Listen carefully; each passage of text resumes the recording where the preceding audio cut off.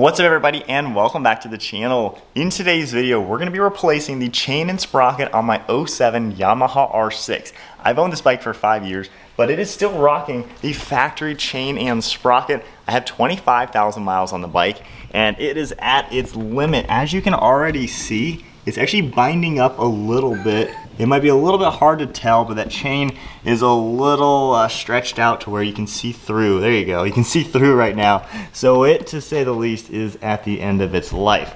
However, I got a brand new D.I.D chain with some nice gold on it, and then we got the Superlite sprocket. Now, all these products I ordered from Sprocket Center. I'll have them linked down below. They have a huge selection for every bike. I did go with the factory sizing for all of the teeth and everything, just to keep the bike kind of what I'm used to.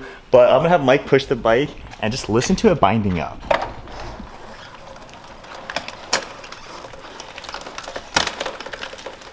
You can probably hear those two little clicks. When I'm riding the bike, it is noticeably loud. So needless to say, this has to be done because the chain is pretty shot. But anyways, today we're gonna show you how to replace it all. Let's get right into it. So first on the list, we just gotta get this blue shroud off using the Allen wrench.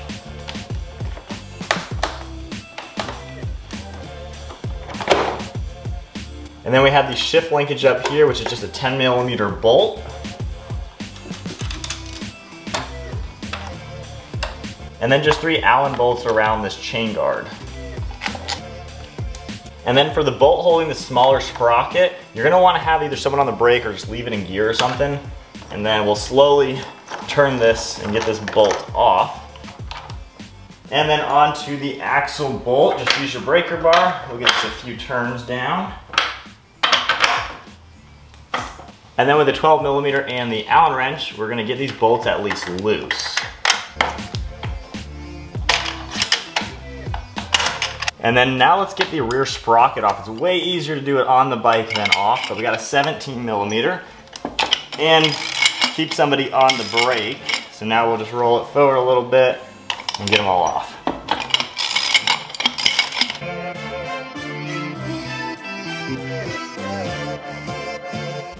So from here, it's time to break apart the chain to actually get it off the bike. Now, motorcycle chains, if you're familiar with dirt bikes, are a little bit more heavy duty, obviously. They don't have a master link that just slides off super easily. The R6, I do not see a master link at all. Every single chain link here looks exactly the same. There's nothing that looks like a master link. Regardless, we still gotta grind it off. So we got the angle grinder over there.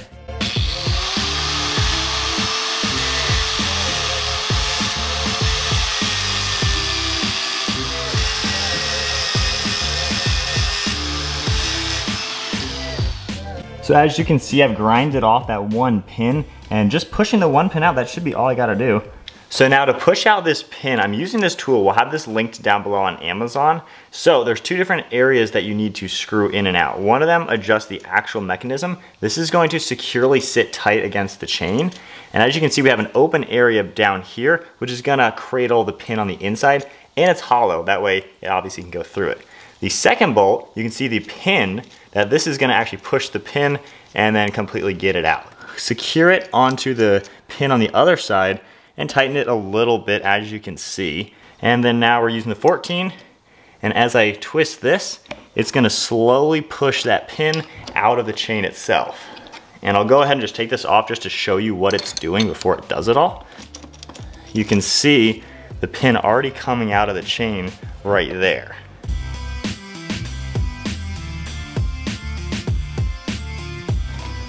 All right, so I'm feeling no resistance now. So I wanna say the pin is out. There we go. We just push the whole pin out, and then if I back all these out, the chain's gonna fall right off as soon as this pin comes out of it. There we go.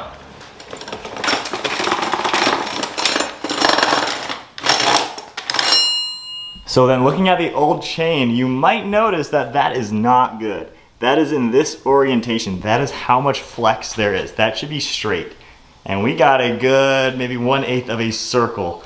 So needless to say, I think 25,000 miles on my chain is at its limits. My sprockets don't look too bad.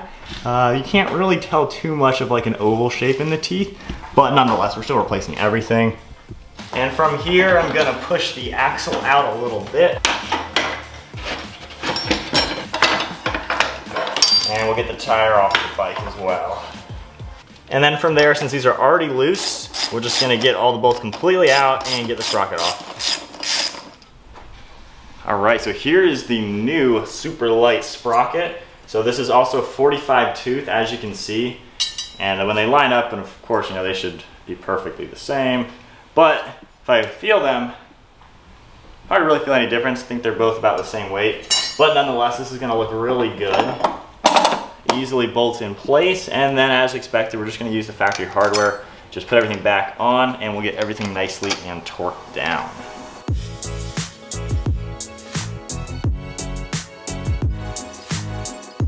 And then removing the factory sprocket, as you can see, both 16 tooth, they have the same teeth in the center. Looks like the factory one does have like a rubber thing around it, a damper. So this new one does not have it, so it'll be interesting to see if I notice anything different with that. But nonetheless, we'll go ahead and just reinstall this new one now. And again, factory hardware, we're just gonna put these on, and then we'll torque this to spec later on once we tighten everything up. So with the sprockets on, it's time to roll the tire back into place. Now it's a little bit tricky with the brake caliper. You just gotta kind of hold it up a little bit. That's probably the hardest thing to do, and make sure the brake pads stay open.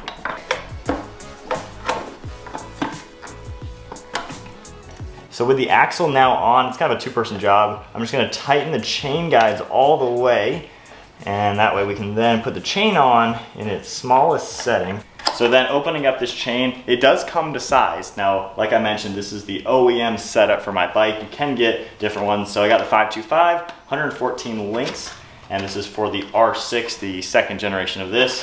The older R6S has a different chain setup. But from here, we got the gold chain, which is gonna be kind of neat. It'll match my front forks and the levers. But then all we really gotta do is slowly feed it all the way up. And we'll get that master link to the back. And then we can start connecting this. Then we'll wrap it around the front sprocket. And then start pulling it down. And look at that. As you can see, perfection right there. So then on to assembling the chain. It's gonna come with this new master link right here. You're gonna see we have all the necessary hardware. We have the master link itself. We have obviously the plate of it. We have a tube of grease, and then we have 4 different O-rings. So first and foremost, let's grease up this piece a little bit. I'm just gonna put a little bit on it. That should be a decent amount. Can't really go too overboard, I guess. It doesn't really matter. And then we're gonna take one of the O-rings, slide that one on. And honestly, I'll probably just use my finger to make it a little bit more uniform around it. But as long as these are nice and greased up, we should be good to go. From there, I'm going to insert this into the 2 pieces. All right, and now that they're in, I'm gonna put more grease all on this. And from there, take the other 2 O-rings and we'll pop them on. And last but not least, pop on the end plate. So from here, we're gonna get a little bit technical using the micrometer to see exactly what the gap is between all these links. It looks like when I have it nice and flush, we're around the 50 mark for 50 microns or whatever the measurement is. So I wanna make this one the same, because currently the way it's sitting, I mean, we're way past that, like 100, so as you can see. So we're gonna actually flip this tool around, comparing it to how we did the other one. So the opening with that hole in it, we're gonna put this way, and I'm gonna have the pin nice and flush with this back plate. That way we do not push the pin out. So from here, we're basically just gonna tighten it and get this around it. And we should be able to get the pin and the chain in a few to start getting this nice and flush. So I'll just do it a few turns on each end. And as you can see, this gold piece is getting a little bit closer. So it's a little awkward doing it at this angle, but you can probably see the gold piece just kind of coming in a little bit with every turn. Just give it a few turns at a time, and then you're gonna back it out manually and switch it over. You can probably start seeing this pin is starting to come out a little bit. So then back to the micrometer, measuring the other links. They're about at the 50 mark, top, bottom, and center. Going to my new ones here, I may have made it a little bit tighter, closer to about 45-ish, but nonetheless, I think that's within the margin of error.